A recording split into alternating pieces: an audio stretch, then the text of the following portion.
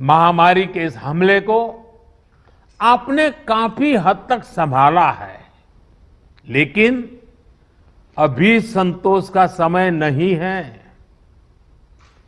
हमें अभी एक लंबी लड़ाई लड़नी है।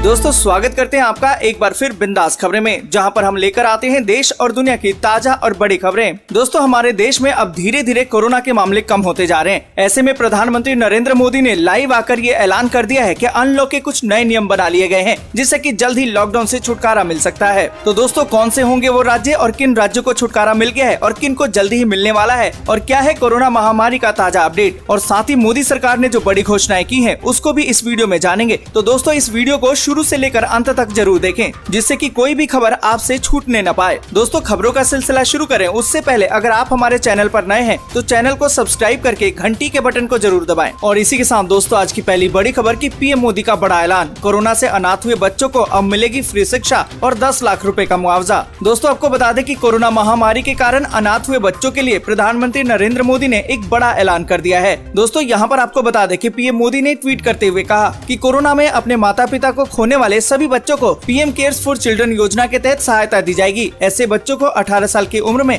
मासिक वजीफा और 23 साल की उम्र में पीएम केयर से 10 लाख रुपए तक का फंड मिलेगा। और इसी के साथ दोस्तों अगली बड़ी खबर की सरकार ने अब तय कर लिया है अनलॉक का नियम, जल्द मिल सकता है लॉकडाउन से छुटकारा। दोस्तों यहाँ पर आपको बता दें कि कोरोना वायरस के संक्रमण में कमी को देखते हुए कई राज्य अब लॉकडाउन के नियमों में ढील दे रहे हैं और कुछ जगहों पर अनलॉक की शुरुआत भी हो चुकी है। इस बीच ICMR के director general doctor Balram Bhargava ने अनलॉक को लेकर आगाह किया है और उन 3 शर्तों को सूचीबद्ध भी किया है जिसके आधार पर अनलॉक के फैसले लिए जाने चाहिए। उन्होंने ये सुनिश्चित करने के लिए कहा है कि जहां पर भी अनलॉक किया जा रहा है वहां पॉजिटिविटी रेट 5% से कम हो, 70% आबादी को टीका लग गया हो और कोरोना उपयुक्त व्यवहार के लिए समुदाय स्तर पर जागरूकता हो। और इसी के साथ दोस्तों अगली बड़ी खबर की पटरी पर रफ्तार भरने लगी है लोकल ट्रेनें, अब मिलेगा प्लेटफॉर्म टिकट भी। दोस्तों यहाँ पर आपको बता दें कि कोरोना के केस कम होने पर दैनिक यात्रियों की सहूलियत के लिए मंगलवार से पटरी पर लोकल ट्रेनें अब दौड़नी शुरू हो गई है। गाजियाबाद से 9 लोकल ट्रेनें होकर गुजरेंगी, जबकि 2 ट्रेनें गाजियाबाद से ही बनकर संचालित होंगी। अब यात्री प्लेटफॉर्म टिकट भी खरीद सकेंगे। किराए में भी कोई बदलाव नहीं किया गया है। कोरोना की दूसरी लहर को रोकने के लिए लॉकडाउन लगाया गया था। लॉकडाउन लगने पर रेलवे ने भी लोकल ट्रेनों का संचालन बंद कर दिया था, क्योंकि ट्रेनों में यात्री नहीं आ रहे थे। और इसी के साथ दोस्तों जरूरी खबर कि यूपी, मध्य प्रदेश और राजस्थान में भी रद्द हो सकती है 12वीं की परीक्षाएं। दोस्तों यहाँ पर आपको बता दें कि CBSE और CISCE की 12वीं की परीक्षा रद्द किए जाने के बाद अब यूपी, मध्य प्रदेश और राजस्थान समेत कई राज्य भी जल्द ही बड़ा फैसला ले सकते हैं। आपको बता दें कि मंगलवार यानी कि 1 जून को प्रधानमंत्री नरेंद्र मोदी की अध्यक्षता में जो बैठक हुई उसमें CBSE और ICSE के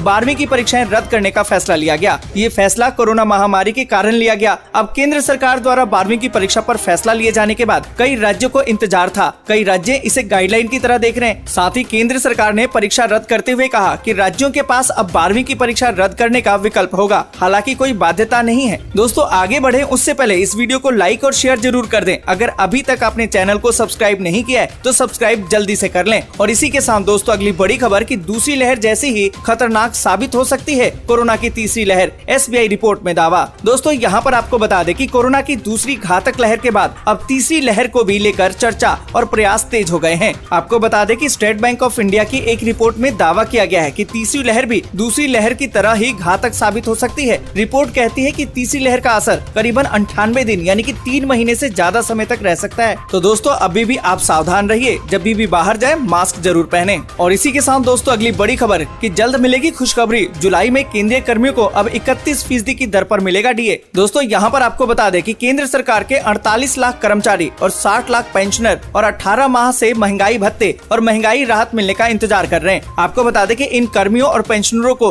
उक्त अवधि के दौरान खासा नुकसान झेलना पड़ा है। महंगाई लगातार बढ़ती रही लेकिन भत्ता मिला नहीं। केंद्रीय वित्त मंत्रालय के अधिकारी बताते हैं कि सरकार अपने कर्मियों को लेकर संजीदा है। कर्मियों ने कोरोना की पहली और दूसरी लहर में सरकार को अपना पूर्ण सहयोग भी दिया है। उसके मद्देनजर अब जल्द ही उनके हितों को ध्यान में रखते हुए कई घोषणाएं की जाएंगी। और इसी के साथ दोस्तों अगली बड़ी खबर कि खत्म होगी अब किराएदारों और मकान मालिकों की टेंशन, नए किराया कानून को दे दी गई है मंजूरी। दोस्तों यहाँ पर आपको बता दें कि मकान मालिकों के द्वारा किरायों में मनमानी बढ़त की बात हो या फिर किराएदारों के द्वारा मकान पर कब्जे का डर। आने वाले समय में इन सभी पर लगाम लगाने की तैयारी शुरू हो गई है। प्रधानमंत्री श्री नरेंद्र मोदी की अध्यक्षता में केंद्रीय मंत्रिमंडल ने किराएदारी से संबंधित मॉडल टेनेंसी एक्ट को जारी करने की मंजूरी दे दी है। इस एक्ट का उद्देश्य किराएदारों और मकान मालिकों के हितों की रक्षा के साथ साथ किराए के मकानों को देने या लेने के पूरे सिस्टम को व्यवस्थित करना है, जिससे कि घरों के विकल्प बढ़े और लोगों के बेहतर आवास या फिर आय सुनिश्चित हो सके। और इसी के साथ दोस्तों अगली बड़ी खबर कि देश के कई राज्यों में बढ़ा दिया गया है लॉकडाउन। कहां-कहां मिली है ढील, जाने पूरी खबर। दोस्तों यहाँ पर आपको बता दें कि देश के कई राज्यों में कोरोना वायरस के नए मामलों में कमी आई है। इसको देखते हुए कुछ राज्यों ने तो इसमें ढील देना यानी कि लॉकडाउन में ढील देने की बात कही है और कई राज्यों ने तो लॉकडाउन को आगे बढ़ाने का फैसला भी ले लिया है। उत्तर भारत के कुछ राज्यों ने लॉकडाउन में ढील दी है तो दक्षिण भारत और पूर्वोत्तर के कई राज्यों ने पाबंदी बढ़ाने की घोषणा भी कर दी है। आपको बता दें कि हरियाणा, केरल, तमिलनाडु, महाराष्ट्र और गोवा ने कोरोना की स्थिति को देखते हुए लॉकडाउन या अन्य पाबंदियां अगले हफ्ते तक एक पखवाड़े तक बढ़ाने की घोषणा कर दी है। वहीं दिल्ली और मध्य प्रदेश ने पाबंदियों में ढील भी दे दी है, पर साथ ही लॉकडाउन को भी सख्त किया है। आपको बता दें कि हरियाणा सरकार ने एक बार फिर से लॉकडाउन को बढ़ा दिया है। अब राज्य में 7 जून तक लॉकडाउन लागू रहेगा।